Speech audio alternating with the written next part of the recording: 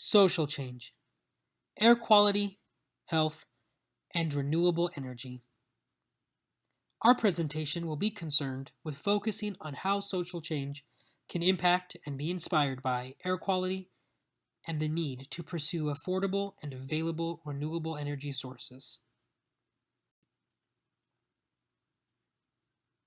Our presentation was completed by Brian Armbrust, John Collins, Julianne Cooley, Catherine Shoemaker, and Connie Thomas.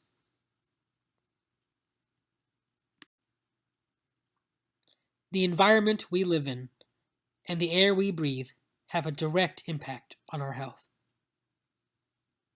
This seems pretty obvious, but how much impact do we have on our environment and the quality of air around us? In our presentation, we will discuss exactly that.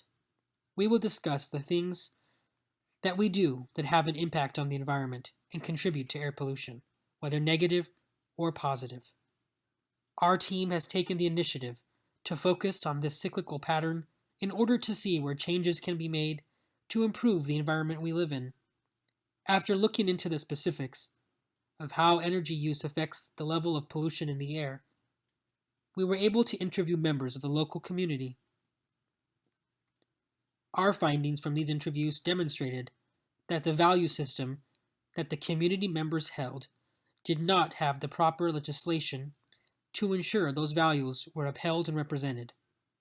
Taking this into account, we have proposed a solution that would help create a positive change in the natural environment by holding energy companies responsible for reducing air pollution. The problem: energy sources, fossil fuels, and high consumption. Our group has chosen to focus on the contributors and effects of high levels of air pollution, specifically looking at the role energy sources play. We have chosen to narrow our focus to Maricopa County, Arizona, as our target population. With a vast and diverse population of approximately 4.4 million people, Maricopa County, which encompasses the greater Phoenix metropolitan area, has recently been declared, for the third year in a row, one of the fastest growing counties in the country. As you can see from the chart, this is not exactly a new phenomenon in the southwest region of our country. Arizona is one of two states in the United States, the other being Nevada, to have a decadal population growth that has exceeded 20% for every decade since 1950. As you can see, the majority of residents within the state of Arizona live within Maricopa County. The increase in population and urbanization is not directly the problem, so much as an increase in energy consumption to meet the needs and demands of the people living within Maricopa County. It has been noted that high-income nations, such as the United States, release the most greenhouse gas emissions due to their higher levels of consumption. Such rapid increase in consumption levels emphasizes the need for constituents and policymakers to plan ahead regarding continued urbanization. Urbanization can actually reduce the number of greenhouse gas emissions per person due to shared resources, smaller homes, and public transportation, if properly utilized and planned for. It is important to find a balance between consumption and the pollution we cause by instilling policies that are sustainable for energy usage and minimally impact the environment. Arizona currently calls for utility companies to produce 8% of their power from renewable sources. That percentage must be at 15% by the year 2025. However, even though we could revamp to solar efficiently and effectively, government fossil fuel subsidies in the billions are an enormous roadblock to this effort. Although the state has set standards to increase the renewable energy portfolio of the state, fossil fuels still play a role in meeting energy demands in the state. This creates concerns around the long-term viability of this type of energy generation and concentration, especially given the negative impacts associated with their use. The use of fossil fuels releases harmful greenhouse gases that contribute to climate change, resulting in negative impacts to established systems, ranging from agriculture to infrastructure. Not only are fossil fuels the major cause of air pollution, but they are also the primary contributor to premature deaths globally. Annually, between 2010 and 2015, there was reported to be over 600,000 premature deaths from airborne polluted desert dust around the world. In Maricopa County, we have lots and lots of air-polluted desert dust.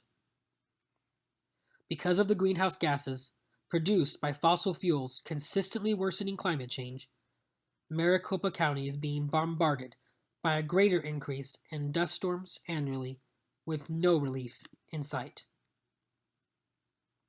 Research is showing that over the past 20 years, the southwest region of the United States has seen a large spike in dust storm activity with a 240% increase between 1990 and 2010.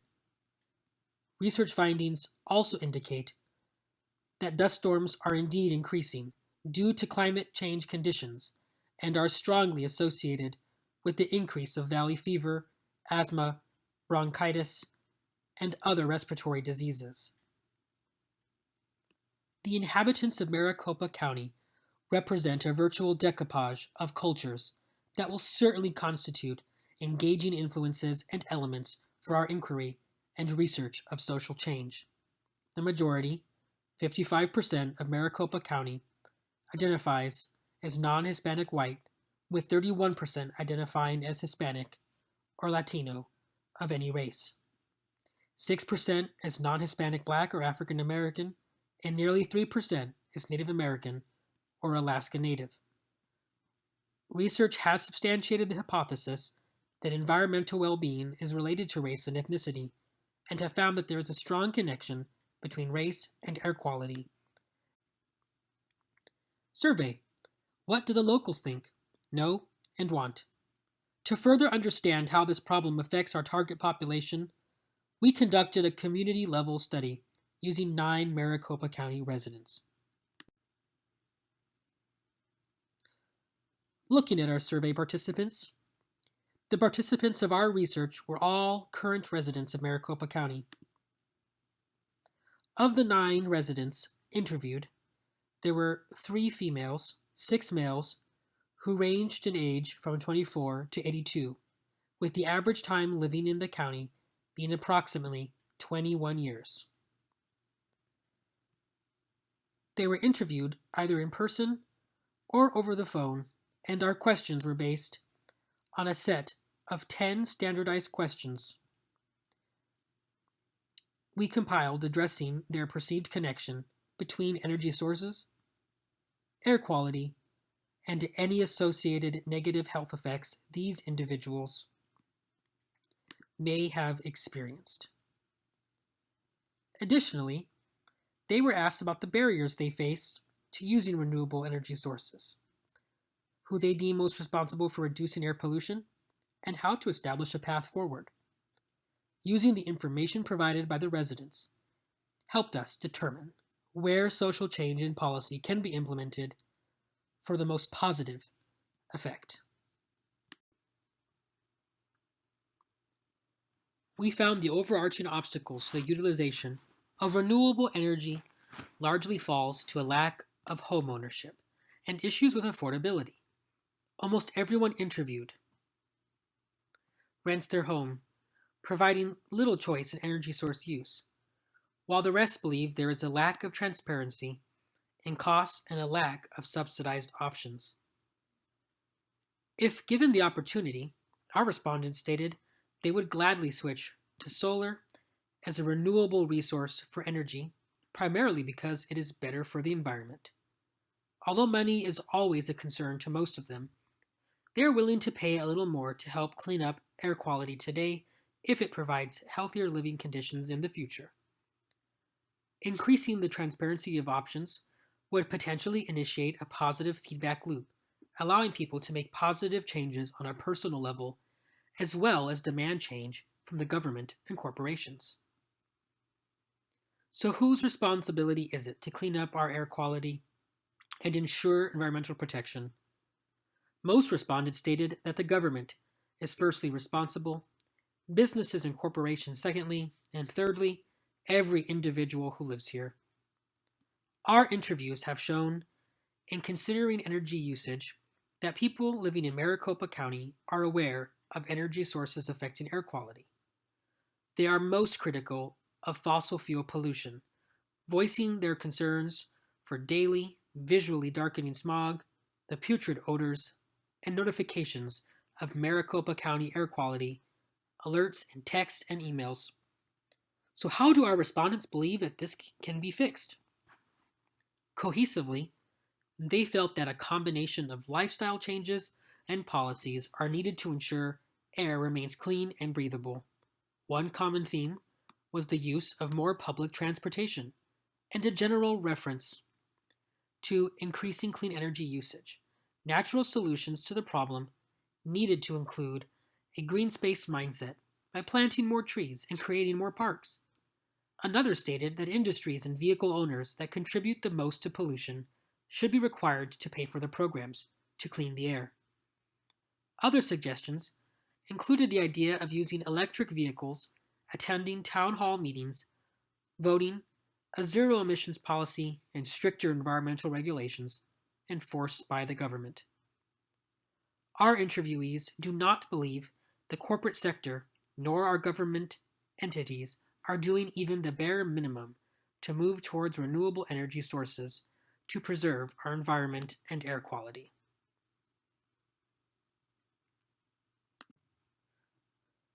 Proposed solution: transparency and commitment. Using what we learned through our interviews, we put together a proposal to help create positive change in the community. This includes a higher level of transparency from energy companies, a commitment to a higher level of renewable energy source use, and improved social and economic capital on the individual basis, as it relates to energy use and environmental preservation. Our interviewees unequivocally agreed that government action is needed to legislate increased corporate responsibility in decreasing air pollution and increasing the utilization of clean energy. This should be happening already, but it isn't, because the utilities have all the control in the market. As noted by our respondents, the primary roadblock to pass legislation attempts has been vested interests in the status quo of energy production. As such, our plan is to introduce a policy proposal in the 2020 Maricopa County election cycle, which introduces consumer negotiating power to increase renewable energy sourcing, providing subsidies and incentives for increasing clean energy use. The proposal would outline a negotiated contract between energy consumers and their energy utility companies, wherein the utility must inform the consumer of how they are producing their energy, the associated pollutants and carbon output, and how that output affects the environment before the consumer is then allowed to negotiate their billing, aided through subsidies realigned from the fossil fuel companies. The associated campaign leading to the vote would be run as a nonprofit and would only accept private, individual donations free from partisan or national or international corporate interests. The initial stage of the project is to conduct research with experts and draft the exact proposition wording. Particular focus on the secondary and tertiary economic and environmental effects must be understood to draft a desirable policy as well as ensuring methods of enforcement. The contract would include a commitment by the utility company to increase its renewable energy sourcing, to avoid penalties by the government that would be given back to the consumers who are paying the price for the increasing level of air pollution. Once the proposition has been finalized, It will fall to the campaign to garner public interest and vote for change. Imperative in this campaign, given the reality of today's political environment, is to remain neutral, unaffiliated with political parties or larger scale corporations, to be independent. We must reach out to the frustrated energy consumers of all backgrounds. In recent years, the efforts to incorporate renewables like solar have been rolled back by the Arizona Corporation Commission after targeted lobbying efforts and political maneuvering from fossil fuel corporations to keep utility-friendly representation on the board. Net metering, or how much people are compensated for solar energy collected on private homes and re-entered into the grid, has been limited, and other solar benefits have been cut or reduced. This has directly resulted in people either losing money or losing opportunity in consumer choice, so this proposal should especially resonate with those residents. It should be made abundantly clear that the energy utilities are receiving preference and subsidies right under the noses of Maricopa County residents. We must frame the primary focus on enabling consumer choice and freedom, as well as the obvious environmental implications. There will be significant backlash and rebuttal campaigns striving to maintain the current status quo. This can be combated using the aforementioned economic research on the cascading effects of this policy, the potential savings, and the reduced carbon footprint must be highlighted for the average consumer, as well as how businesses can benefit.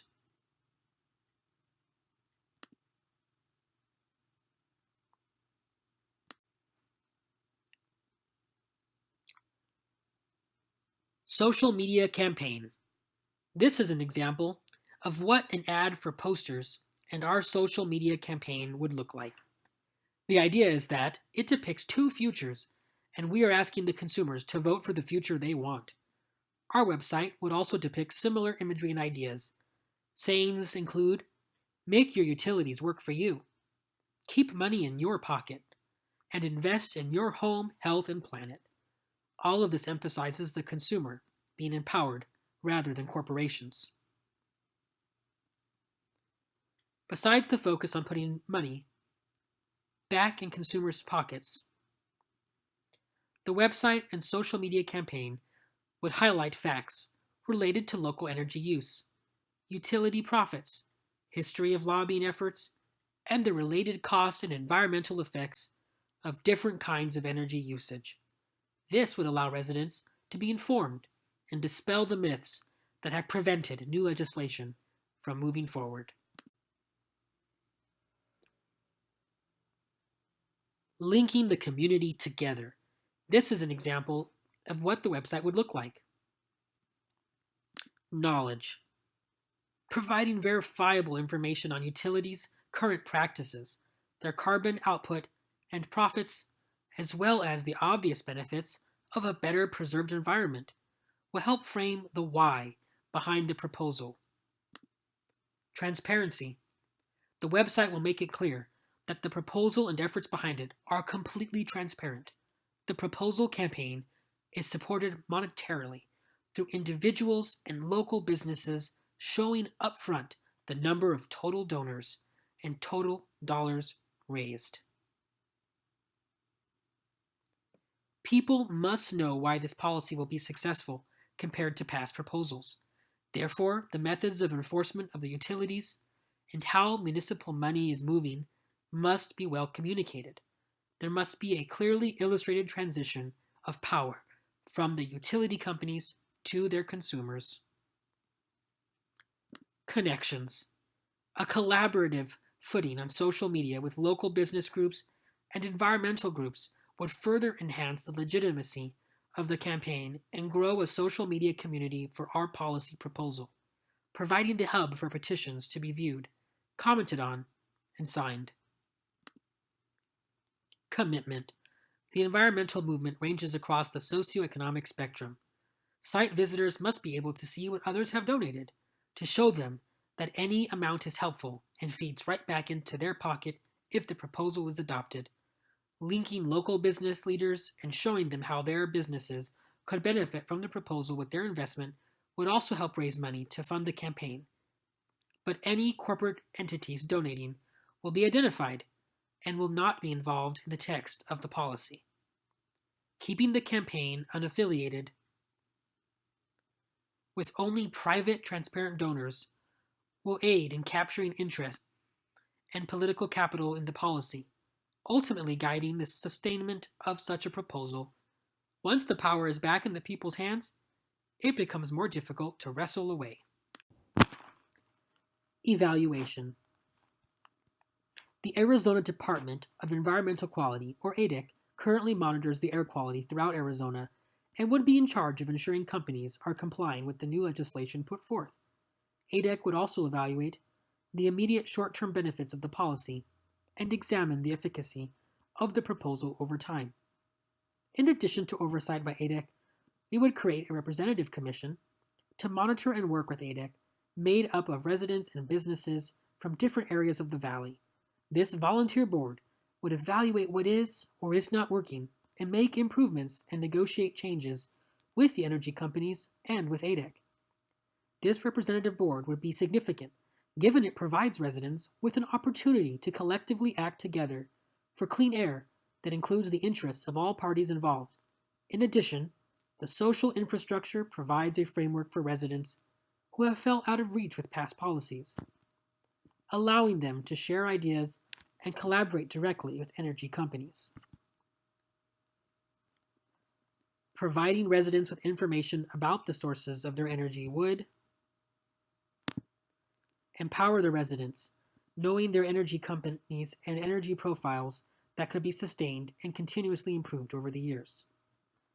Provide transparency and allow consumers the ability to monitor the promises and commitments made by energy companies to increase their renewable energy profile. Afford residents with the ability to hold energy companies accountable to their commitments. Finally, the committee would conduct annual surveys, similar to ours, to gauge Maricopa County and the resident perception of air quality and renewable energy, providing an additional evaluation layer to assess the effectiveness of the policy on our population.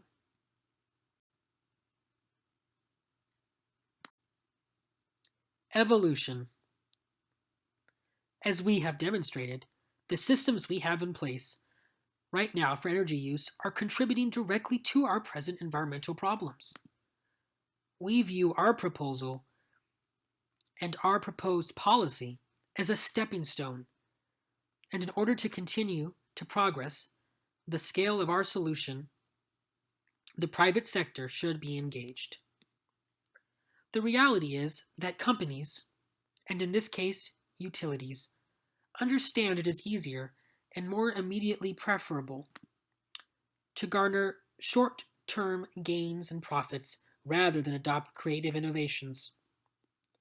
In order to progress, laws and statutes that penalize non-compliant firms have to be enforced in addition to providing incentives to those that do comply. This pushes companies and individuals to search for ways to create new, innovative initiatives for compliance, therefore maximizing their own benefits, which could mean new technologies that benefit everyone, including the environment.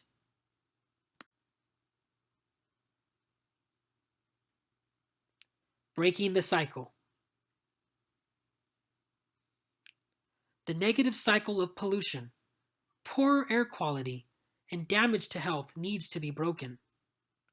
Our interviewees are of one mindset when it comes to the environment and clean energy usage.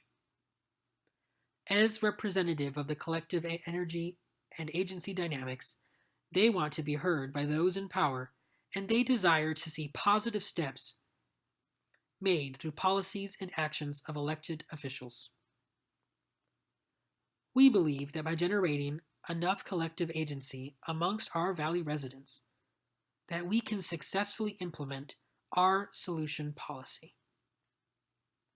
Getting legislation passed through the vote is essential to holding commercial and governmental entities accountable in their role to promote renewable energy and improve the quality of our environment through stronger, enforceable regulation.